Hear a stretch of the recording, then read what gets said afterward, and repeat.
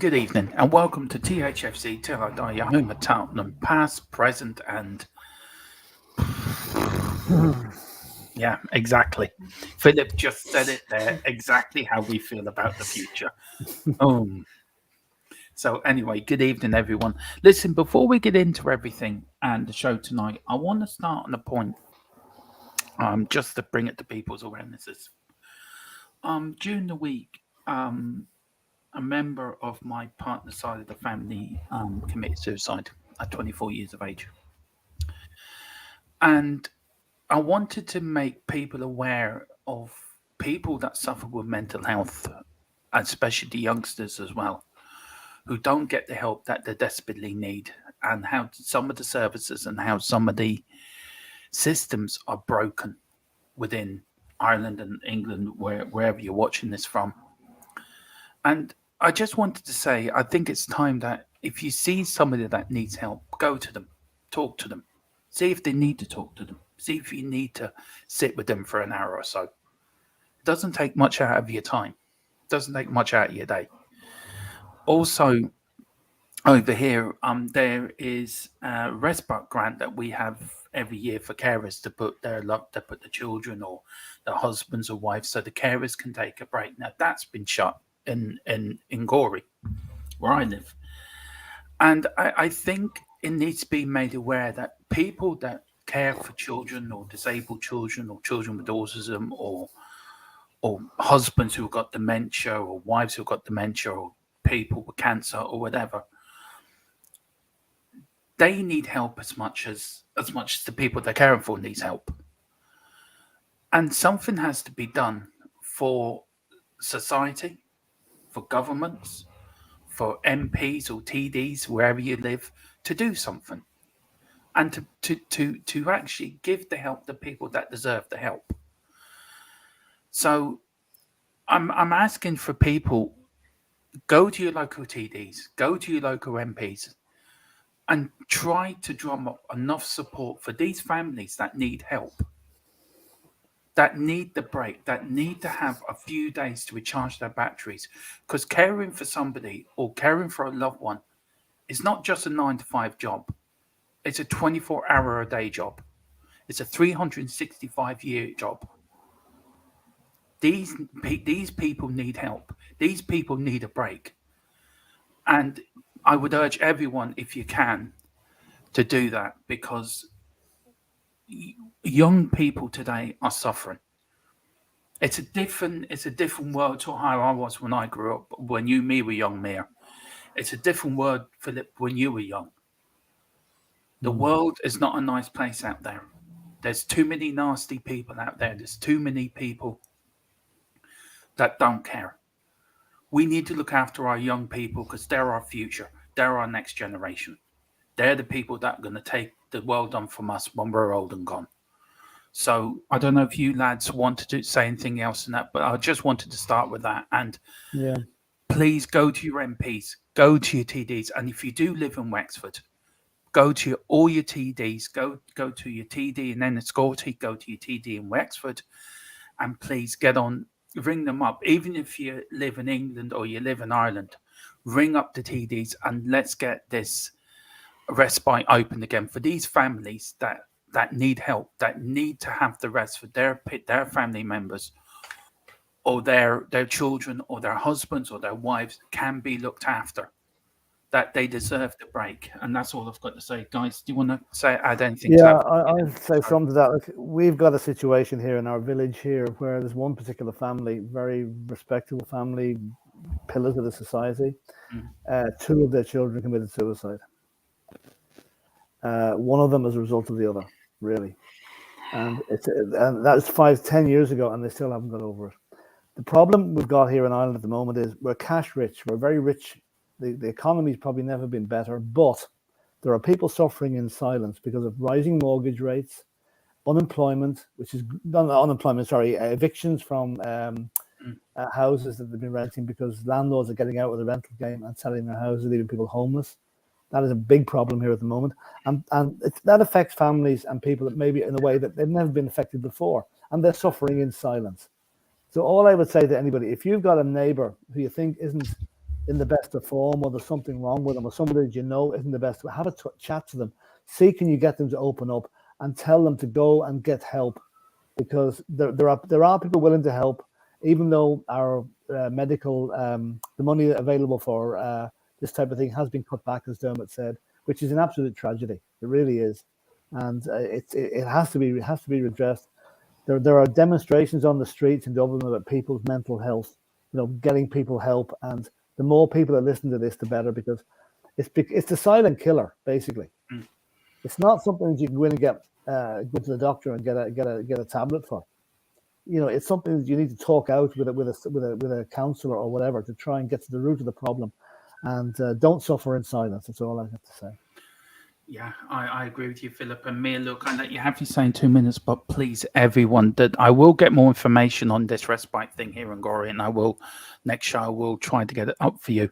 Mia, what do you want to say in this before we move on and try to sort of talk about Tottenham, which to some people, it is their lives. It helps them.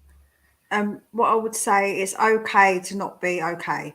So please, anybody you think, even a slight inkling, talk to them, try to get them to talk. If they're not able to talk, try and get them to talk to somebody. And it's okay to open up to somebody, guys. Don't feel like that you're weak. Don't feel like that you can't do it, because a lot of the time it is young men that suffer with this, because they want to be men, and they feel like they're not a man if they feel this way, but you are. You're a person above anything else. So if you feel this way, make sure that you go and get that help. Honestly, go and get that help. And everyone from here, I mean, I know the family quite well. I know the person very well. She went out with my eldest lad, so I know her extremely well. But my thoughts and prayers are with her and the family at this time. And yeah, it is very sad. It's very 24 years of age is no age at all. Really isn't, bless her. So may she rest in peace, and may she find the help, that peace that she's been looking for. Right, now that's out of the way. Shall we welcome some people into the house, and then we'll get on. Philip, if I bring them up, do you want to read them for me? Yeah, okay, we'll bring them up there and do that. So we've got Ellie here. Sorry, Ellie saying good luck to the podcast, guys. Thanks, Ellie. And Carl Simpson says big up for the podcast. How are you, Carl? And the disabled team is hi, Mia, Dermot, and Philip. Hope you're all well. Yeah, we are. We're as well as can be. We're grand. And Lisa saying hello, all. Good afternoon. Please let me know, Lisa. What is it like in Mexico? Is it hot, warm, or rainy? Let us know, because it's lovely and warm here in Gorey, up in Wexford. We've got Brian Maguire. We're in such a mess. We need a magician. Yeah, we do. Yeah. Like both channels, Mia's as well, because this is a joint stream. Give your head a wobble and do the same. That's right. And that is to join our membership. It is panned up at the top of the thing. Where we've got Tottenham Forever. This one's for you, Mia. Hi, Mia. Love your videos. Keep all up the good work from the bottom of my heart. Oh, thank you, Ryan. Really appreciate that. Really appreciate it. How many more channels do we need, like, at once? Haha. All the channels, Carl. Like all of them. Otherwise, I will find you. Mia will ring you. Mia will find you. Mia will do despicable things to you. Do you know what's worse? Is actually, I don't think he lives that far from me. From what we've talked to, I think he better watch out, because I'm going to send something over to his house as well now if he starts this nonsense. Mia will come out the woodwork and go, I'm a Tottenham fan. Yay.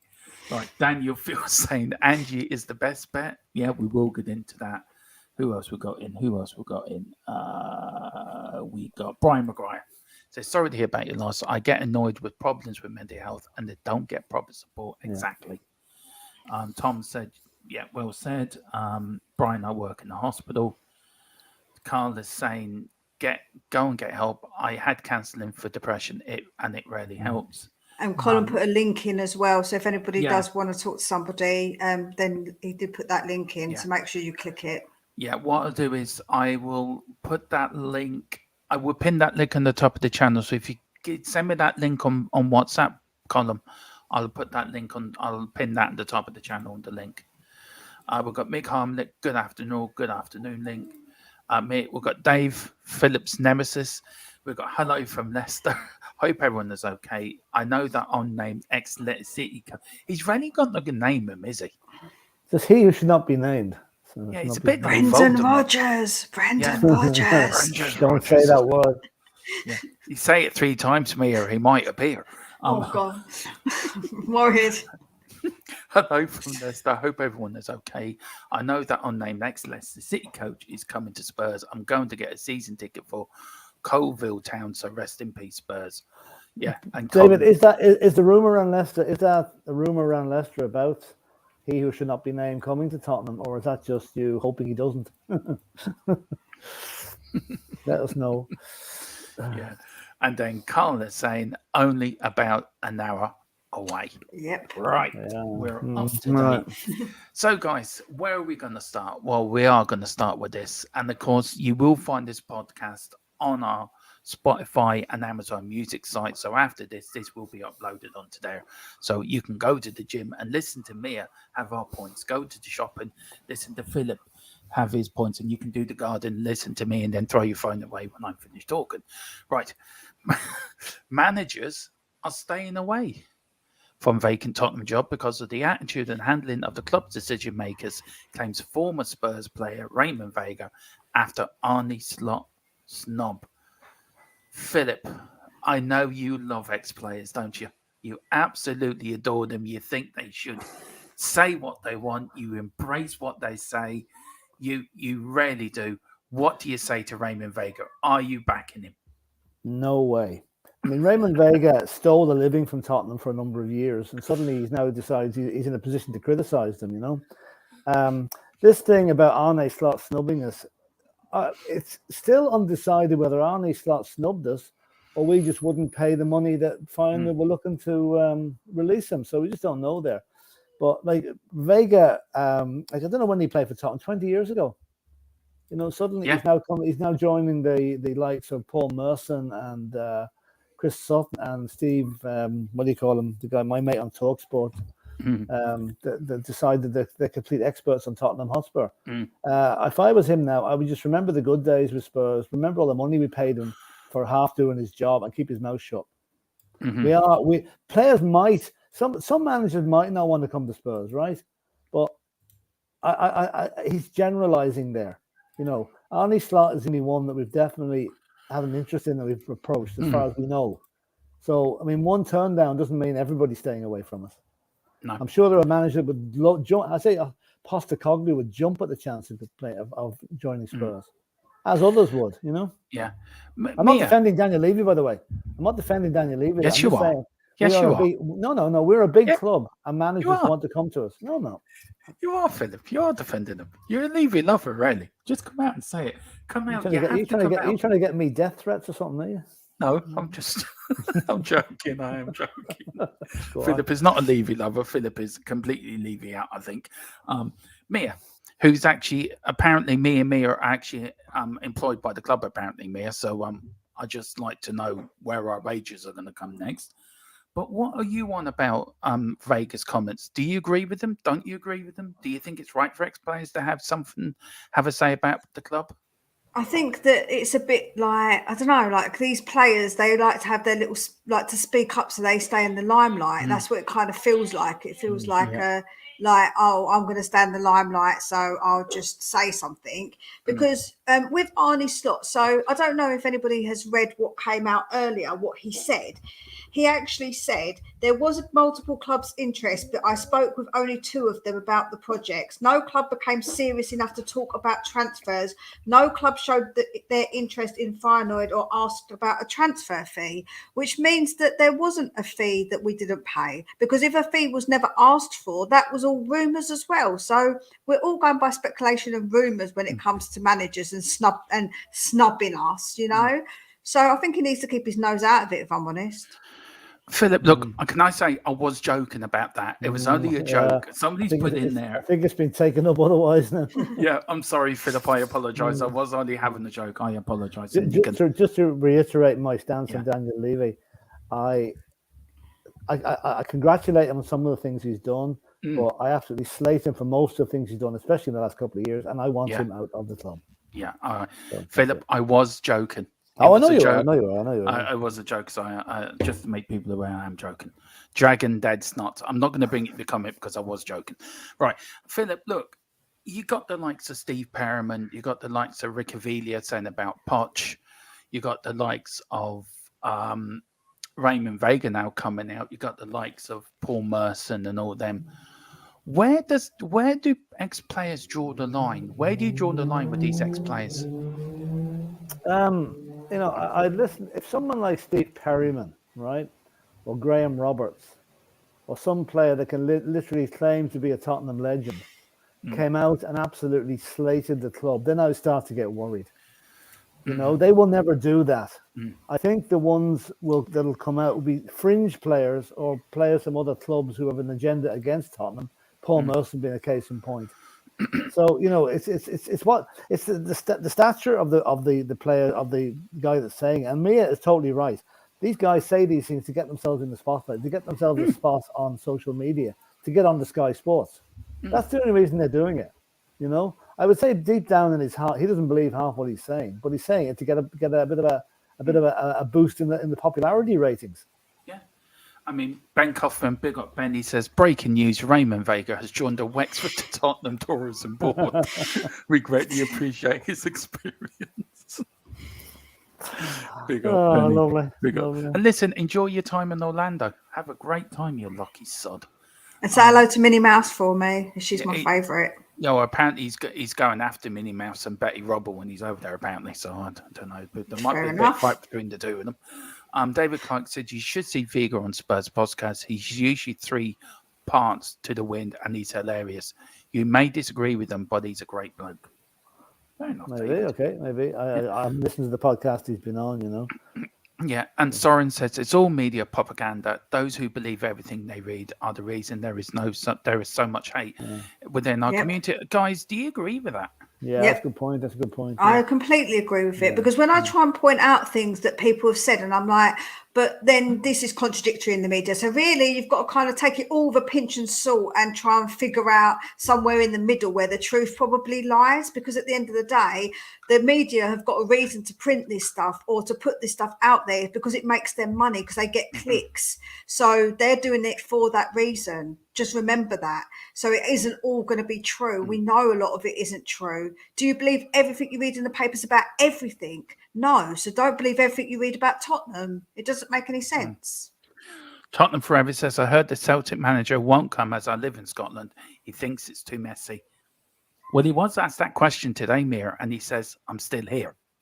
So that's who knows? Well, if we haven't been approached, if we haven't really properly approached him, then I suppose then he's going to be like, well, I am still here, unless an offer comes in and he thinks, yeah, I want to do it. Like I say, that no offer apparently was to Arnslot said no. I wasn't even asked about the fee, so we didn't properly approach him. So maybe we weren't as keen on him as we thought. Maybe it was a ruse to get his payment that he wanted.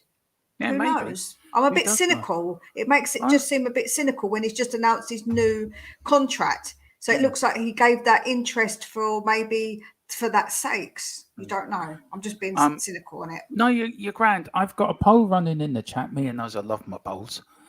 It says, can Spurs get into the UEFA Champions League, UEFA Conference League, UEFA Champions League, Europa Conference League on Sunday? 50-50. The poll is split. It's 50 say yeah, 50 say no. So, do you know what, Mia? And while we're on about that, let's get on to the game on Sunday against Leeds United. And we've got some details here, Philip. So we're going to start with that, and then we'll get back to the couple of other comments we have here. Leeds versus Tottenham, location Leeds, Ellen Road on Sunday, the date 28th of May. It's a 4:30 kickoff in the UK. It's 11:30 kickoff in Eastern Time and 8:30 kickoff in Pacific Time. The referee is the bald-headed Anthony Taylor. The VAR is Michael Salisbury. Another thing, Leeds, Tottenham for the last 5 games, they're head-to-head. Leeds have won once, Tottenham have won 4. The last 5 games, Spurs have won 1 in the last 5 games. Leeds haven't won at all in the last 5. So that sort of it does to a Tottenham win. And you can watch this on BT Sport in the UK, BT Sport 1, BT Sport Ultimate, and BTsport.com. If you're in the United States, you can watch it on Peacock, NBCSports.com, Telemood Departos in Vino DB Sports app, and the Telemundo CNBC. And if you live in Canada, Fubo TV Canada, you can watch it on then. I'm just seeing. Oh, right, it's a joke. It's a joke. So yeah, Okay. I'm just reading it there now. Yeah. So that is it. Now, this is the predicted lineup. Now, look, we had a look at this before. Now, it is a 4-2-3-1 formation. The back four sort of shudders me into thinking we won't win straight off because of the one player that's there. Højbjerg. Now, this is the. Sorry, I meant to bring this up. This is the injury list. Ryan Segerson, of course, is out. He won't be back until pre-season. Hugo's out. We may not see him again. Philip, you said Romero's out for tomorrow, didn't you? Yeah, Romero's out tomorrow, but Højbjerg possibly might be fit. Might be. It's 50-50. And, of course, Bentancur is out as well. No return date for Bentancur. Guys, this is the predicted lineup. What would you change? I'll start with you, Mia, in this. The front three I want to go on first, the front four. Would you change Kane where Richarlison is, or what would you do? What would you change? Do you know what? I probably wouldn't play Richarlison. Maybe put Kulu behind Kane and have Sonny over the other side and play Danjuma. Do you know what, Mia? That's not bad. Philip? I would be a bit more cautious than that because Leeds are scrapping for their lives tomorrow. Bad known as we are, they are really this game tomorrow is the most important game for the season for them. So I would leave Richarlison on the bench and I would bring in Pape Sarr or someone else if Højbjerg's not fit in midfield to bring the three in midfield because they're going to come at us like Newcastle did in the first 10 minutes. And I reckon if we can survive the initial burst and keep that crowd quieten the crowd down, we'll go ahead and win this match. Because what I've seen of Leeds at the minute, they can't defend and they can't attack. And the fact that Patrick Bamford is missing tomorrow as well, for them, is a big Sunday, loss for Philip. them. Sunday, sorry, yeah. Sunday, I know what you mean, sorry. I think we be cautious at the start, but then get more aggressive and progressive as the game goes on. But we don't want another Newcastle to give them a start. No, look, I'm quite happy with that front four. I think Kane in that cam role is actually where he's going to be. Actually, myself, look, I agree with you, Mia, about Richarlison. I think he's been a flop this season. He's been a waste of money. We should never have bought him. Why did we buy him? We he hasn't scored many goals for us. So I'll probably pay Danjuma up front. With the back four, that shudders me. Sanchez and Longley. That just screams for me defensive howlers all over the place. But do you know, can I just say the goals that we conceded against Villa were actually two of them were Davies' fault and one of them was Skippy's fault. Sanchez, actually, it wasn't I'm not defending him and saying we should keep him, but actually it wasn't his fault that happened. It actually wasn't. No, I do agree with you, Mia. But look, we know Sanchez. Why I'm saying Sanchez is Sanchez has a reputation. Let's put it that way. Yeah, he may I play understand. Well. So Philip, that back four, does that give you any confidence for Sunday? We've got a hostile Ellen Road, fans that are going to get behind the team to stay up, for Leeds to stay up. That relegation scrap is, that's going to be really interesting on Sunday because only 1-3. Leeds, Leicester, or Everton could go down, so two out of three. Yeah. No, I agree with that with Mia. Sanchez was not the worst by any means. Sanchez had quite a good game against Brentford, to be honest with you. But this is why I think we need the extra man in midfield to help out, to shield the defence from what's coming at them in the first 10 or 15 minutes. Go for the four at the front for the last half hour if we're still in the game or if we're winning. But I'm just. We've made too many mistakes away from home this season by playing maybe two men in the midfield when the opposition has three or four, and we're getting swamped. Can't afford to do that on Sunday because let's face it, we still have a chance of Europe, albeit a slim one. How many do you think, guys, out of that starting 11 there, that particular lineup would be and the starting 11 on the first game of next season? Porro will be. Hmm. Yeah. Foster might be, depends who we buy in the summer. Basuma definitely. Kulusevski, hopefully Kane and Son. And that's about it. Me? Yeah, I think I agree. It'd be, I think Porro, I think Basuma, Kulu, Kane. Mm. Well, I don't know about Kane actually. I'll tell a lie. And Son. Well, we don't know, do we? We don't know I don't about know, and Kane. I have got a bit of news on Kane, so we'll bring that up later in the show that got given to me this morning. Look, let me know what you think of that lineup, guys. Let me know in the chat what you think. If it's a good lineup, it's only a predicted lineup, so it might not be the lineup or the formation that we use on Sunday. But for me, for guys, that back four just shudders me. As you say, Mia, Davis had a howler against Villa. He Porro did. hasn't been brilliant. Look, Longlay's the only decent one, I think, out of the back four, to be fair. And I'm a very big Longley fan. In the middle, Skip and Basuma. Skippy had a bad game against Villa. Basuma, I agree with you, Philip. I think we need to play three in midfield. So that means who do you drop up front then? If you're going to play three in midfield, Richarlison. Richarlison. We all agree on Richarlison Yeah. then. Yeah. Like you said, like I mean, I actually have great hopes for Richarlison next season Mm. because he will hit the ground running next year. He hasn't done it this year for a number of reasons, but he will. And I'll tell you what could be the key to Richarlison becoming good at Tottenham, and it's not what we want to see, is Kane leaving. No. Well, that's what I'm going to get onto now. We just got a super chat here. Where is it? Oh yeah, from Nathan Passard from India. Big up. Thank you so much for the super chat. It really, really does help. I think there's a And Leeds fan talking there. I hope it is anyway. No, he's a Spurs fan. The Conference League. Oh, the Conference. Sorry, do you know? I read that I read that as a minute of the Championship League. Sorry, my mistake. He says the Conference League is perfect for us next season. New manager, less pressure, chance for youth to rebuild. Yeah. Will be easy. I don't think Look, we can get Europe next season. I don't think we are going to get Europe next season. It's one of the questions I am going to ask the panel in this podcast. Would you be upset if we didn't get Europe? Yeah. And I think we will go on to that after the super chat. So, Mia, let me bring it up. That look, where is it now? Here we go. Would you be upset if we don't get Europe? And do you also agree with Nathan here saying that the Conference League is perfect for us next season? New manager, less pressure, chance for youth rebuild will be easy. What do you say to him? Do you know what? It is really difficult because I kind of see both sides of the coin when it comes to Europe. If we're going to get a new manager and implement new style and ideas, then we have to have time to obviously implement that. And the youngsters are not going to have that implemented to go off to another country and fly.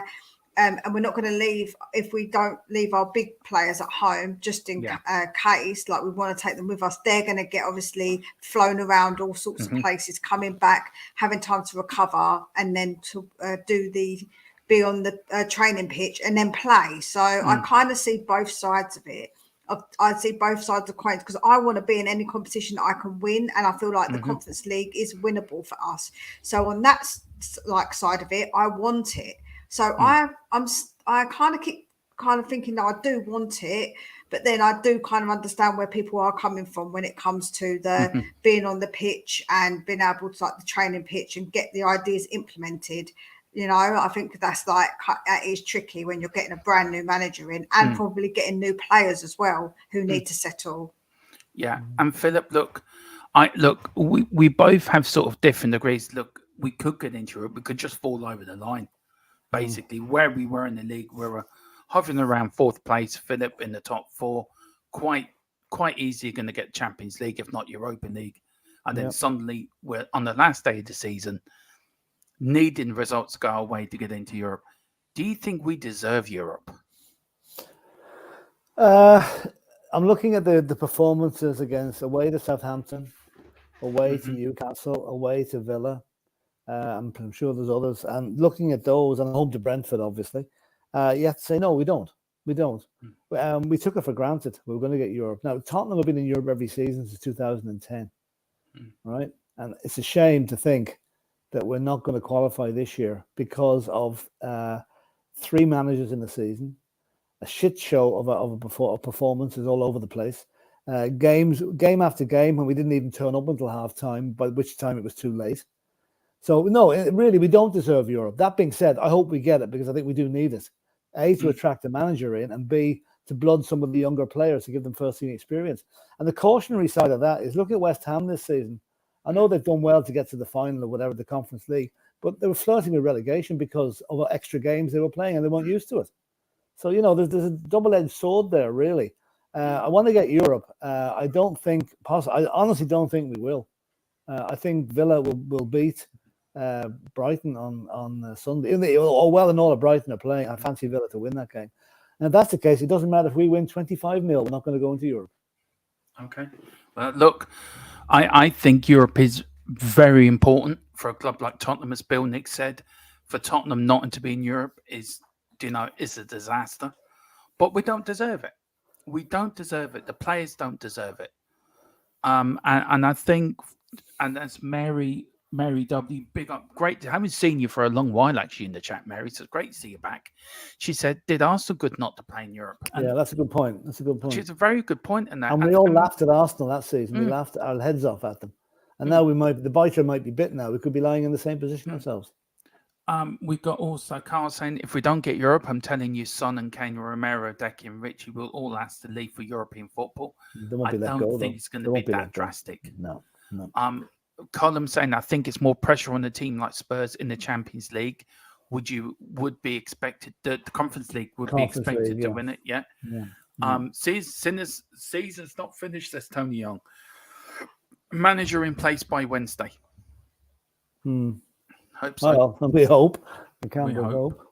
My view on the Conference League, says Juicy LMAO, says my view on the conference is that it means nothing. It makes you the best mid-table club in Europe. Yeah. Well, he's got a point. But it is a trophy. It is a European trophy. So David Clark says, trust me, Kane will still be here next summer 100%. With the squad in such a poor state, Levy can't afford to let Kane go until we have strengthened the side. So the effect of him leaving is lesser. And this is the news that I actually got this morning, Mia, and I'm actually going to start you with this.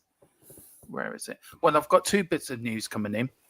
The first bit of news I've got about 3:15 is Tottenham have identified a new first choice as two managers are dismissed with Levy overruling the board. There is really not a lot coming out at the moment. Slow news day, which we all knew, but as a few are waiting for because the United news is supposed to come out today as well. That's Joe. The two ones that overruled by the board. I feel like one of them is Rodgers because he didn't want Rodgers, but apparently the board did want Rodgers. So, okay, she's saying that. Can you clarify that the board have knocked out two managers have been taken off the list, and there's only one on it now. Is that right? Yeah. Yeah. It says any idea who that manager is, though? Tottenham identified a new voice trust of two managers dismissed with Levy overruling board. So Levy's actually overruled the board here. Right. Yeah. That's what I'm saying. I think that they wanted Rodgers, the board, so I think that he might have overruled them on that. Hopefully, And Philip, Colin doesn't get her away then. Yeah, and Daniel Levy here, Philip, for you and Mia, I want to get your thoughts on this and people in the chat as well. Daniel Levy looks to have taken things into his own hands with Kane. He has come out and stated that he will not allow Kane to leave this summer. The only way he leaves Spurs now if he publicly comes out and forces a move. Philip, do we... Right, I'm going to say this now. Big players have left Spurs before. Would it be such a disaster if Harry Kane left in the summer? On the face of it, yes. Right? We'd be all crying into our beer for the next 3 months, right? In reality, it might not be such a bad thing. Because, the king is dead, long live the king. I keep saying that. We've lost players in the past. When Gascoigne lost, we thought it was dreadful. We thought we'd never survive. When Jimmy Greaves left, when who else did we have? Glenn Hoddle. We thought this is awful. This is dreadful. We'll never survive. This is why I think Richarlison can step up to the plate next season because he will not. Richarlison and Kane basically play the same position, centre forward, and I think Richarlison feels intimidated by Kane and doesn't want to get into his space. So I would hate to see Harry Kane go, but I don't think it would be the disaster that everyone thinks it might be. It might be a decent thing for the club. It might just show. It might come out how much influence he has over that club, and maybe some of it's not always positive. Maybe not. I hate saying that, but it does appear that Harry Kane now holds the key to Spurs' success next season. If he stays, is he going to approve of the new manager? If he doesn't approve of the new manager, is he going to want to go? So he is really holding all the aces here. Yeah, and Mia, look, where do you stand on this Harry Kane thing? Look, I know you and Dave have had a few boxing matches, and there's been a draw, and there's been a bit tit for tat, and it's a bit like watching Rocky versus Ivan Drago. You're going into the last round, and you're both slugging at each other. I'm definitely Rocky, by the way. Okay then. Dave, you're Ivan Drago, by the way. Right. Don't have a go at me. It was me that made you him. No. Do you think it's the same question to you? Would it be a bad thing if Kane left? No, I think that we shouldn't try. We shouldn't just be like, oh, we're going to be no club without Harry Kane, because there's no player, in my opinion, that is bigger than our club. No player. It doesn't matter who you are, how many goals you scored. Nobody's going to be bigger. So I feel like that we're putting all of our eggs in the Harry Kane basket, and we need to stop doing that, because at one point he isn't going to kick a ball for us no more. And I'm always of the opinion of rip the plaster off fast and slowly. And if we keep him for a year and he doesn't want to be here, we're ripping it off slowly and it hurts more. Why do that? Rip it off fast, get him gone, get some money for him, because I think the money is important to get back to get back into the club and get the money for him, because we always say, oh, we don't sell big players when we should. Look at other clubs that do it. And then when we do, fans cry, oh, why are we selling our best players for? So you can't win. Honestly, it's like, what do you want? For me, if he doesn't want to be here, I don't want no manager or no player to be here unless they want to be here. And if they don't, if you're Harry Kane, I do not care. Off you go. And I don't want you to do well either. I don't wish Kane well at all when he leaves my club. I hate that attitude of, oh, we wish him well, we hope he wins. No, I hope he loses. Why do I want him to win when he's not at my club? There you go, Philip. I think that answered that question pretty well, don't you think? Yeah, I think so, yeah. That's going to be clipped and put up on his own little short, I think. That's fine. Yeah. Philip, look, we've lost big players in the past. You know that. We've seen them leave. We all have. But where does this leave the new manager coming in now? We all know Daniel Levy doesn't like spending big money. We all know he doesn't. He likes to, likes buying players on the cheap. Do you lock into this thing that Ben's saying, like Ben Kaufman here is saying? Where is it? Without Kane, we'll be relegated. Do you buy into that? No, I don't. Because I think there's always going to be but buying into that means that you're going to say, right, Harry Kane doesn't play for us, right? That's 28 goals gone off the system. That would not happen, because whoever comes in, whoever players replace, are bound to score some goals. You don't lose 28 goals completely. You might only have 18 or 19 goals, or 17 or 16 or whatever. But no, I don't think we'd be relegated without Harry Kane. Okay, statistically at the moment, it might look as if we would be, but statistics are statistics. They're not actually played out on the football pitch. So I'd be interested to see if Harry Kane does go this summer, how we manage next season with another striker in. And do you know what this fallacy, right, is that when we did last season, who was our top scorer? Was it Kane? No, it was Sonny. And when we got to Champions League final, who was there? Was it Kane, or was it Sonny, Llorente, and Mora? So I'm not being funny, but we have survived other points when he's been injured without Harry Kane. So I just don't get this thing where we're going to get relegated without Kane, because you don't know what other goals are going to come from somebody else or other members of the team, because this season's been really not normal, because a lot of players have gone off the boil this season. So it's really unusual this season. So we don't know what would happen. And look, I know I'm going to cause a bit of controversy here, what I'm going to say, and Dave, if you are listening, please close your ears now. Just stick your fingers in your ear and start singing a lullaby or something. Do not hear what I'm about to say. I think it'd be the best thing for Kane to leave this year. I think Harry Kane's becoming too much of a news story in itself at Tottenham. I really Well, do, and I think, look, he's having too much influence over the manager. He's having an influence on what we're doing. He has an influence on who comes in, who goes out. Oh, every year it's the same. Are you going to stay, Harry? Are you going to stay? It's about the Harry Kane show. What? How about if you want to go, Harry, just go. We'll go for the right price. If you want to go to Man United, go to Man United. If you want to go to Real Madrid, go to Real Madrid. If you want to go to Bayern Munich, go.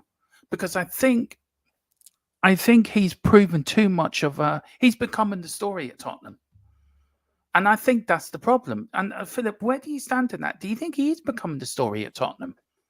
he's like he's the player that.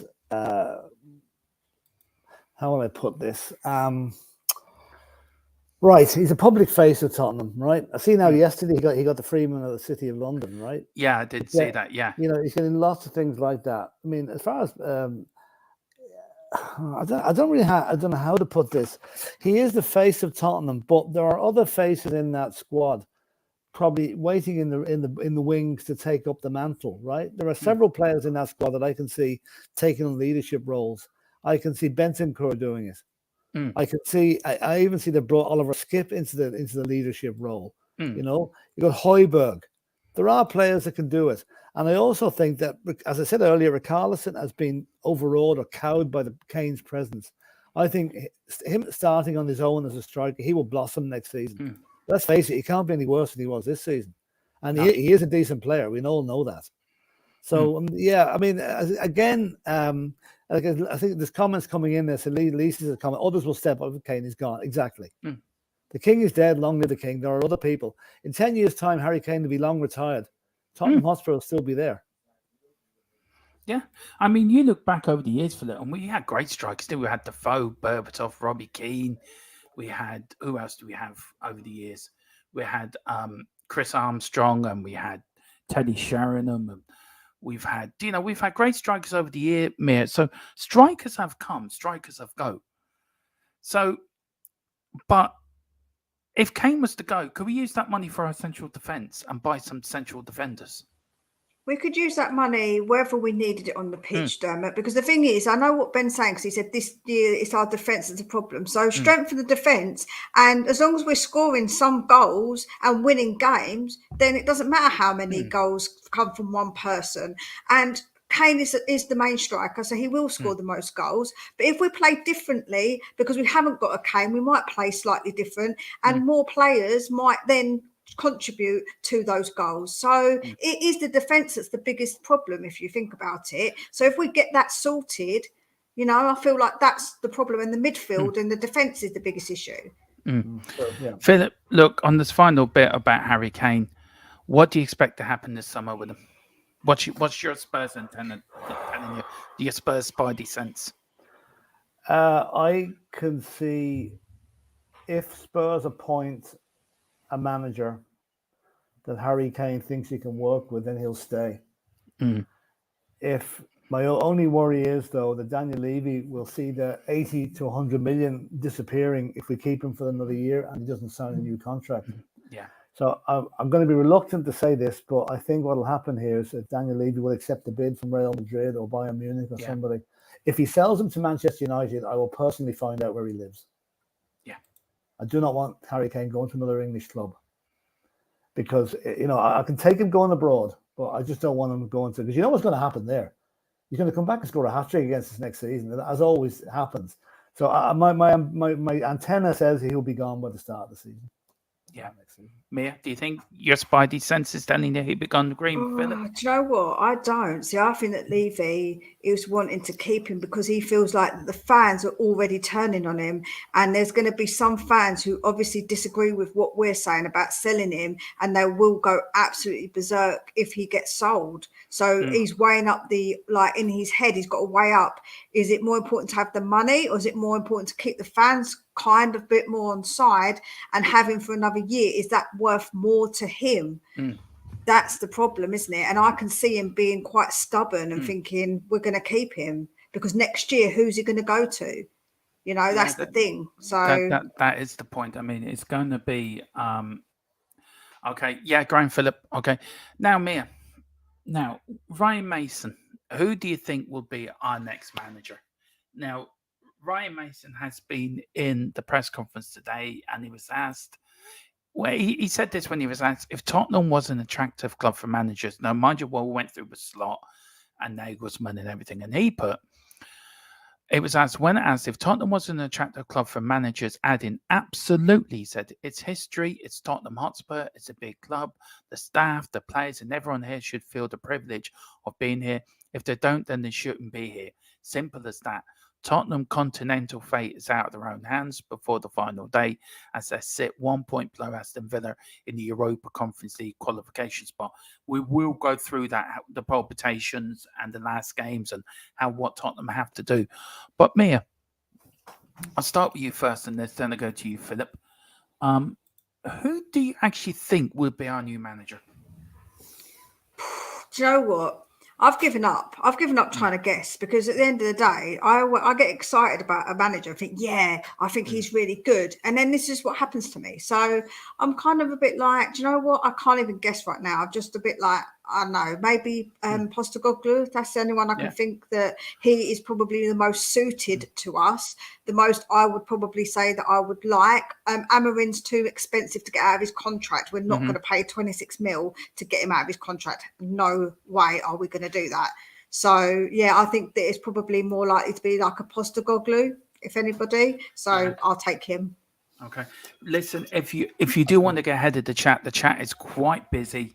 Please put it into a super chat and you will jump the head of the queue.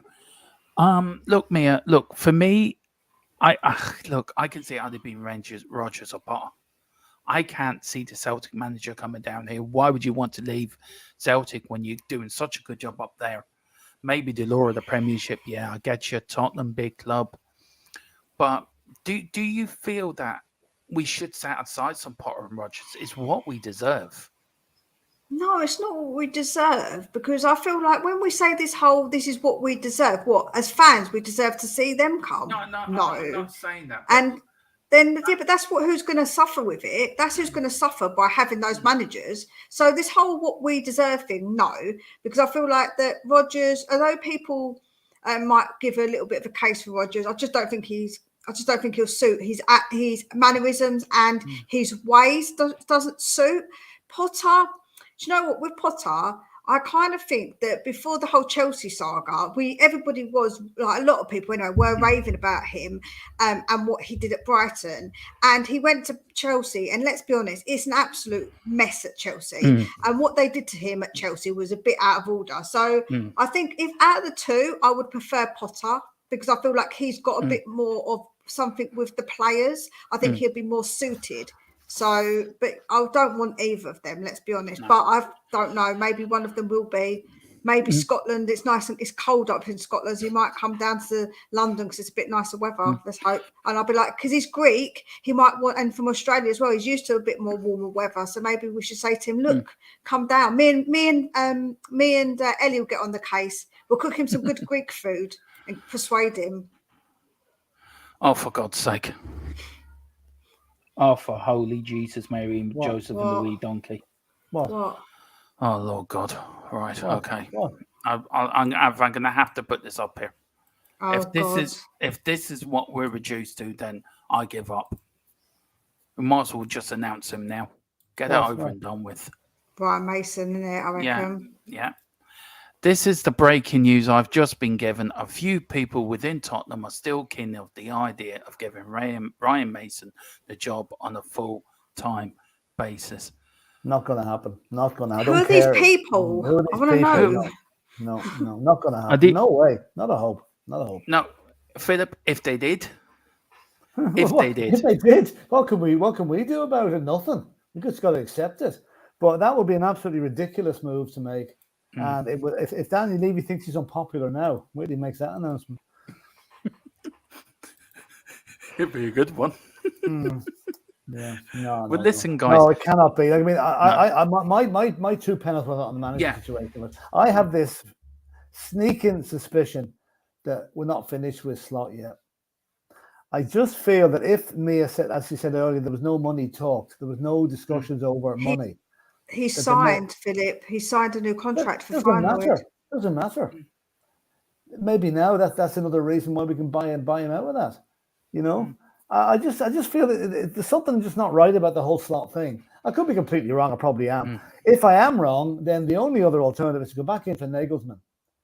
Bite the bullet. Just go in. We're sorry if we said something to offend you or we did something wrong. Please come in, man, just because we need you. And if we don't get him, then I think Postecoglou is probably the only other one because Rodgers, no way. No way. Oh, sorry, I've got more to that Ryan Mason story. It was one of the managers. It was possibly one of the managers Daniel has overruled trying to find out more. Yeah, he's trying to find out more for me. So it's one of the managers that Daniel overruled about giving for the full-time job. So fair play to Mr. Levy. But hang on now, I don't quite follow that. If it's people inside the club that want Ryan Mason, what's one of the managers that's been kicked off the panel? What got to do with it? Right, it's people. Right, Philip. People within the club. Right. Yeah. Ryan Mason was one of those managers. The people that Daniel Levy overruled. Oh, it was one of the two. Okay, that's fine. Yeah. I was taking the two to be outside the club altogether. That was Mason not included in that. Yeah. Okay. Fair enough. That's fine. Okay. Yeah. Well, listen, we'll crack on with it. Listen, it is the final games of the seasons, so I thought I'll have a bit of fun here, saying it's the final weekend of the Premier League.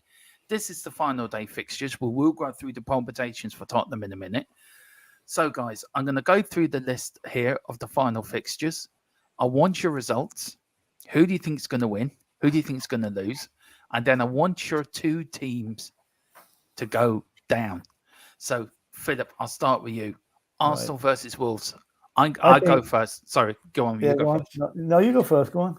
I'm going for. I hate to say it, I'm actually going for a Wolves win, 1-0. So am I, because I'm saying Arsenal will fall into the trap Celtic have fallen into in Scotland.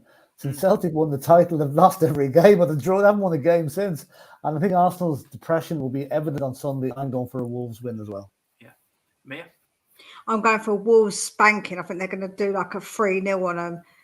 Really stick it to them. Yeah. Villa versus Brighton. I'm going for a 4-0 win for Brighton. Well, I would love to. I hope you're right, but I'm going for a 2-1 win to Villa, and I think that's going to scupper our European champions chances. I'm taking a note of these, by the way, just so we can see how right we are. What was your predicted score for Arsenal Wolves, Mia? 3-0 to Wolves. 3-0, and you were 4-0 to Wolves, weren't you, Dermot? No, I was 1-0. 1-0. I'm going to go 2-0, so that's a lot. Yeah. Okay, then we've got Villa. You're going 4-0 to Brighton. Yeah. I'm going 2-1 to Villa. What are you going, Mia? I'm going to say 2-1 to Brighton. I think that Brighton they can play very well, and although they've just got Europe, so they might be on a bit of a high from that as well. They played well against City the other night, and they did. Well, yeah. Okay. What's it now? Brentford versus Man City. I'm going for. Look, I'm actually going for a draw here. Man City have got the UEFA Champions League final, the FA Cup final. I'm going for a draw. What's the score? 1-1. 1-1. I'm going for 3-0 to City because they're going to play a strong team on Sunday, apparently. Mia? I'm going to go for a 3-1 to Man City. Okay. Okay. Palace versus Forest. I'm going to go... Chelsea, Newcastle. Oh, Chelsea. Sorry. I once again, I want to congratulate Chelsea on surviving in the Premier League. You know, it's well deserved. I'm going for a 3-0 Newcastle win. Yeah.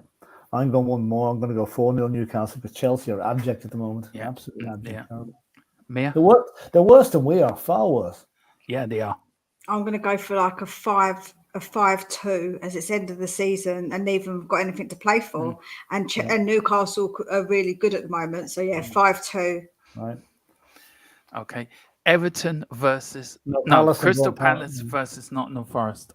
I'm going to... Oh, right. This is a tough one. Yeah, it's hard. I'm going for a 0-0.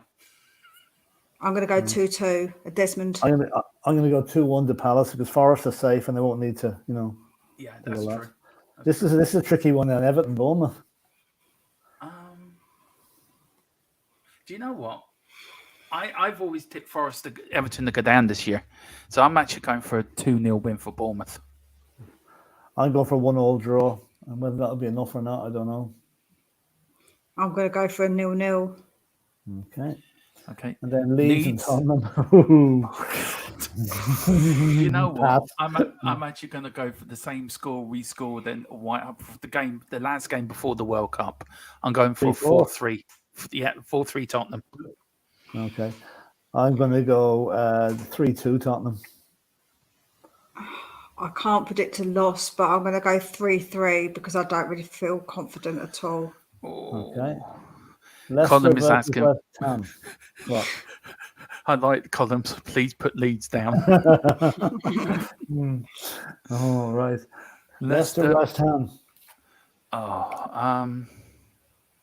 Leicester have been really bad, haven't they? And West Ham seems to be on a bit of a high because they're going to be going through and playing that final. I've got a thing, right? West Ham's going to play a weak inside because of that European final. Yeah, that's true. I'm actually going for a 2-0 win for Leicester. 2-1. But West Ham have 2 weeks to go before that final. It's not until the 16th. That's true. 2-0 to Leicester. Okay, I'm going to go for 2-1 to West Ham. I'm going to go another 2-2. Okay. And then Manchester United versus Fulham. I think 3-2 to United. Colin, please don't shoot me down for this. I'm going for a Fulham 2-0 win. Oh, I'm going to go bad books. I'm going to go 4-0 to United because they're scoring goals for fun at the minute. United. I'm just thinking of the FA Cup final the next week. The mind to be on that, and then the last one, Southampton against Liverpool. What you're going to do for your Tuesday and Wednesday nights now? Coronation Street's coming. Mo Salah was very upset about the fact they didn't get the Champions League. Yeah, if he started playing before Christmas, maybe they might have got something. But anyway, I'm going to go 4-0 to Liverpool on that one. I'm going 3-0 Liverpool. I'm going to go, let's say 6-0 Liverpool. Why not? Oh, boy. Okay. Oh, boy. Right. We'll compare those scores now on Sunday after the game. See how close we are. Yeah. Are you joining us Sunday, Mia? Are you joining us on the Round the Ground Sunday? I try to, if I can, if I'm not doing anything. Yeah. Right. And the first prize is what you call it, is a tea with Daniel Levy. Oh, God. Do you know what? I think I could probably have quite a good conversation with him because I could try and give his head a wobble and say to him, listen, Daniel Coys, right, stop this bloody nonsense. Just get a bloody manager and sort it out. Right. We've got these are the qualifications who have already qualified for Europe. Man City, Arsenal, Newcastle, and I think Man United now have qualified for the Champions League. Europa League is Liverpool, Brighton, and West Ham to be confirmed. No, please not. No, have to win the Conference League. Yeah. And then the Europa League, Aston Villa at the moment. Mm-hmm. Now, for Brentford to finish 7th, they have to beat City and hope Villa don't win against Brighton or Tottenham don't win against Leeds. Tottenham will finish above Villa if they better Villa's result, as the two teams are currently level on goal difference. And Villa are certain of finishing 7th if they defeat Brighton and Tottenham don't win. In the event that Villa draw and Tottenham lose and Brentford win, Brentford will finish 7th on goal difference. Jesus Christ. Work that one out. Oof. Right. Yeah, my brain just didn't really comprehend any of that. Do you know what? That's about the 5th time I've read that and I'm still confused. Do you know something? I can see Brentford nicking it, to be honest with you. I can see Brentford nicking it. This is the league tables, Philip. This is where they are. Villa are 7th on 58 points, Tottenham 8th on 57 points, and Brentford on 56 points. We need Man City and Brentford. I mean, we need Man City and Brighton to do us a favour, basically. Yeah. And then win ourselves, because it would be typical Tottenham if Man City win, Brighton win, and we only draw. Yeah. And that'll put Villa into the. Well, it depends what Villa draw. If Villa draw 1-1 and we lose 3-2. We might go in. Oh yeah, I know what you mean. Yeah. It's very complicated anyway. Anyway, It's too complicated for me. let us know what you think. We've got David Clark, 14 defeats this season, which one more defeat on the way you think we can let Ken go really LOL. Look, I don't know. Lee Richards, big up, it says we have other teams' results have gone away in our history. I can't remember it happening. I'm afraid we won't be qualifying for the European Conference League, folks. We'll see. Carl Simpson said, Tony's told me to put a tenner on it. But can I just say, things did go away last season because the results actually, it weren't really that we got top four. It was that Arsenal bottled it because Newcastle smashed them after we smashed them. They kind of capitulated. True. Just going back to the league table again, though. If we draw, right, we're looking to Brighton to win by at least one goal against Villa and Brentford to lose to Man City. So that's the permutation, really. Right. So we can draw and still qualify depending on the other teams. You know? Oh, for God's sake. This club never... Oh, the Jesus, Mary and Joseph. Think of the points we dropped against Southampton. What now? Against I just don't... Every time you keep saying this, it's really like I'm really stressing out. What now, Dermot? I've got more breaking news for you. Hang on, just let me put this in. Dear. I know. I don't like the sound of it. It's not good news by the sounds of it. No, it's not. No, I can announce that Ryan Mason has been appointed new Spurs manager. No, he hasn't. Right. But don't say things like that, for God's sake. The big news is unnamed manager from Europe could be Julian. He might be back in the running, and I can confirm. I can confirm. No, I can confirm. Hang on, just let me copy and paste this. I can confirm. Drum roll, please, anyone. Right, I've got to do the breaking news thing now as well. I've got to do that.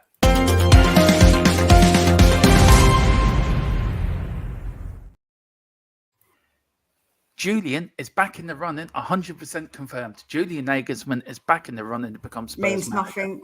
Means it means nothing. It means nothing, as Mia said. Means nothing. What does it mean, really? Philip, what do you reckon? Philip's just muted himself because he's so...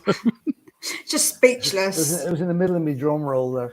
I hope it's true. It would be a great boost if it was. It depends on whether the information we're getting is accurate or not. I've seen so many different permutations on social media today. I'm just totally confused. Yeah. You know, I mean, it's just so many different things, you know. Yeah. So, Philip, can you close out the show because I need to shoot off very quickly? Yeah. Something's just come off. It's okay, no problem. All right. Just another thing that's cropped up today as well. I just want to mention this, right? And this is Daniel Levy and up to his old tricks again. It appears we are looking for a guy called Victor Nelson from Galatasaray as a centre back, right? And we're according to no matter where you read, his buyout clause is 25 million, right? And Daniel Levy has offered them 13 million. So all I can say is some things never ever change because I mean you can't offer half of the players worth to get away with it. But anyway, that's the transfer news. He's a good player, that Nelson fella. So he is getting him, you know. Right. So Philip, if I leave you to end the show, you and Mia, this podcast. Thank you all for watching. I'm sure the guys will have a bit more to chat about for a bit longer. I need to shoot. So Philip, I'm leaving it to you. I'll just see what else we have on the agenda here. I just want to have a look here and see what's. You know what to do, guys, don't you? To do all that. You know yourself, Philip. So anyway, take care. What do you mean you know yourself, Philip? Hold on, I've had my own bloody channel, you know. Oh, you know too, Mia. You know too, Mia. Yeah, don't start. No, don't start. God. I'm saying that. You're like an annoying little sister. Right. Just very quickly, Philip, when are we back again? We're back Sunday, aren't we? Sunday for the watch along stroke around the ground stroke Valium session watching Spurs trying to qualify for Europe. I have a Booker on standby. Exactly. Be watching 3 TVs at the one time to see what's going on, you know. Yeah. I love my Derval with him watching the scores, feeding me information all the time. So listen, be nice to the guys. Get your super chats in, get your memberships in. Philip, leave it to you. Thank you. So I'll ring you later and explain why, guys. So speak to you later. Bye bye. Right. Right, and this is the last Just sorry. thing. Come on, you Spurs. In Go Juga on, neighbours wait, we wait, trust. Just go, will wait. ya? Get out of here. This is probably the end result of all that's been talked about earlier. Are Spurs a big club anymore? I mean, I've seen some of the guys on Talksport. I think it was Chris Sutton said Spurs are no longer a big club, which I tell you is absolutely ridiculous. He was bringing Newcastle into the fold. Newcastle, who haven't won a trophy in about 400 years, and have fluked their way into the top four on the back of money they got from Saudi Arabia. That he's now classing them as a bigger club than Tottenham. Which is crazy. We're still a big club, regardless who comes as manager. Yeah, I think that do you know what it is? It's a bit subjective, Philip. So a big club. So what is the definition of a big club? See, I see that the big gigantic clubs are like a Liverpool, a Man United, and unfortunately I have to say a bit like an Arsenal, a City, a Chelsea. They're like the bigger clubs. But even Chelsea, they're on like the border more, because obviously the way that they've only won it more, like it's more recent than it was past. They haven't really got much of a history. But with us, I feel like we're maybe the next kind of a tier kind of down, but we're not a small, tiny club by any stretch of the imagination. And just because Newcastle got into it once, when we got into the Champions League with Harry Redknapp, did anyone say that we was a big club then? No. Mm-hmm. So yeah, I think why are Newcastle a big club all of a sudden? They're trying to say that we're no longer one of the big six, which we are. I mean, if you take everything into consideration, turnover, ground size, results over the last few seasons, position in the league, we are a big six team, even though we mightn't be in it this season. Don't forget, we finished above Arsenal every season since 2017. That's what I'm saying. So it's just silly to say just because we're out of the top six a couple of times that we're not a top six club. I think that's a bit dramatic, and you can't say Newcastle because they got in once that they suddenly are. It makes no sense. Well, Tottenham forever saying no, we won't be a big club again until Daniel goes. We are a big club. Hold on. Can I just say something? Who got us to be that top six club? Was it not Daniel Levy who got us there in a way, because he's the one who came in and came in and took over? Yeah, just saying. True.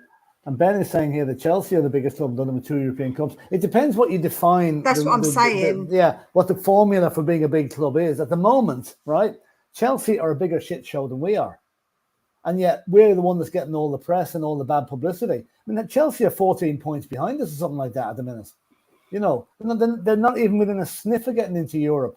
But because they've got a rich owner, I mean, let's face it, I'm going to ask this question now. Between the two clubs, would you prefer to have Todd Bowley or Daniel Levy as your chairman? I know the answer, my answer is Levy. Because bad and all as Levy is, that Bowley fella is an absolute circus He's bonkers. Master. He's bonkers, man. Absolutely bonkers. He doesn't run the club in a very professional way. I know that Daniel Levy doesn't run it in a good way either, because he's not very good with his communication, and he does make mistakes. But all owners do make mistakes. If you look at all the clubs, they all at some point have made a mistake. So I'm not trying to defend him at all, but I'm just saying. But for me, Todd Bowley's come in and just made 100 mistakes. He just keeps making more and more mistakes. So yeah. I'm just going to cross a few of the comments here across the board here, what people are saying about it, If you look if you look at the biggest clubs that won trophies, I think we're sixth or something like that. So below us is Everton and Villa. Above us is all Chelsea, Arsenal, Man City, and all them lot. So we're kind of like in the middle, like I say. We're not quite there, but we have previously won trophies. I think one of the main prerogatives for working out what is a big club, what isn't, is your actual monetary situation, turnover, profit, wage bill, the whole sort of thing. If that's taken into consideration, yes, then we are a big club, because we're the 9th richest club in the world according to the stats. And that's big. So anyway, someone says Everton and Villa are big. Oh, come on, Ben. Come on, they're not. No, they're not. I think that do you know what? It's very tricky with Villa because they have won the Champions League, but they've not won in a long time. They have got quite rich owners and they've come back into the Prem, but they haven't been here as long, like what Tottenham have been. So they are a big club. Everton and Villa are big clubs. Don't get it wrong. They are big clubs. They really are. But I would say if they're big clubs, then we're a big club. Everton could be the biggest club in the Championship come 6 o'clock next Sunday. So, we'll see. Anyway, keep going on these comments. We're going to finish up shortly now because we have to keep it under the hour and a quarter. Tottenham Forever saying Todd Bowley because he would not have Dyer. Well, you don't know. You don't know about Todd Bowley now. What are you doing? David Clark says trophies are the only 3 feet bits of tin. Give me exciting attacking football. And if trophies come, then great. But if they don't, I see forward thinking attacking football, then I will be happy. I'd be quite the same on that. I've never had a more miserable season than this season with Spurs. We've actually played rubbish football most of the time. Okay, there's been the odd bright spot, but too many dark spots, and we don't want to see that anymore. And that's why the new managerial appointment is so important this time. What do you reckon, Mia? Would you, if you had a choice between seeing Spurs blowing everybody away and just failing trophies, or playing boring football and winning a trophy, what would you prefer? Joe, that's so tricky because I really do want that trophy, and I always said that it doesn't matter if you win it, you win it. Like, it's you want to win a trophy. So I'd have to be really controversial and say I would want to win a trophy regardless. I wouldn't care how we won it. Yeah. I think that's an argument that could go on forever, and there's no definitive answer. The thing is, it's because it's subjective. Again, it's everybody's opinion, isn't it? So it's a really subjective thing. So you can't. Nobody's wrong and no one's right. It's just opinion. Yeah, that's true. And this is quite a good point from Greeny here. There's only 6 clubs have been ever present in the PL. Newcastle ain't one of them. Not even City have. Yeah, City have been were relegated back in the 2000s, early 2000s. In fact, I remember City being in a penalty shootout at Wembley to go down to League One, and they actually survived. That was pre-Etihad, obviously, Yeah. So, and the last comment we're going to, whoops, hey buddy, you deleted your comment. We'll leave that. We'll hit Lee Richards as the last comment. This is getting back to Ben's comment. No, not only have Everton never won a European trophy, they've never won a League Cup either. You're talking rubbish PS. They haven't won anything in 30 years. I'm not going to get involved in that one. That's I think we're getting a bit heated now. So I think at that, Mia, we'll call it a day. And you want to plug you're on. I know you're on. This is a dual channel broadcast with Spurs Between the Lines. But when are you on again? I'll be on tomorrow to do a preview of the game. Gosh, I don't know if I like. It's going to be a preview slash chat. We can have just a chat about stuff generally about Tottenham. I've got obviously loads of different content up, so please go over. I'm going to put my link in the chat as well. So if you haven't subscribed, go over, subscribe, watch all the content, like all the content, as it does really help. I'm on 380, I think, subscribers. So I'm getting close to that 400, guys. So if you could spread the word, I would really, really appreciate it. I do appreciate everyone's opinions as well. I try and be respectful when I do reply to people. I hope people will know that as well. So, yeah, I like to have good conversations. Good. I'm just going to finish off with this comment. Ben, I'm going to slightly correct you on this. Tottenham have won the league twice, 1950, 51 and 60, 61. So there you are. Anyway, with that, thanks very much, everybody, for tuning in. And hit the like button there because that's very important to our algorithms. Yeah. And get your membership. And if you want to come in on Sunday and enjoy I won't say enjoy the watch along, but it could be pretty tense 90 minutes. But it'll be very interesting. And let's hope that we get a good result and that we do qualify for Europe. And as we keep going the record that's been there since 2010. So anyway, listen, Mia, thanks very much for coming on. No worries. Pleasure as always doing a show with you. And here we go. One game to go. And for one last time, come on, you Spurs. In the fans we trust. In the fans we trust is right. I just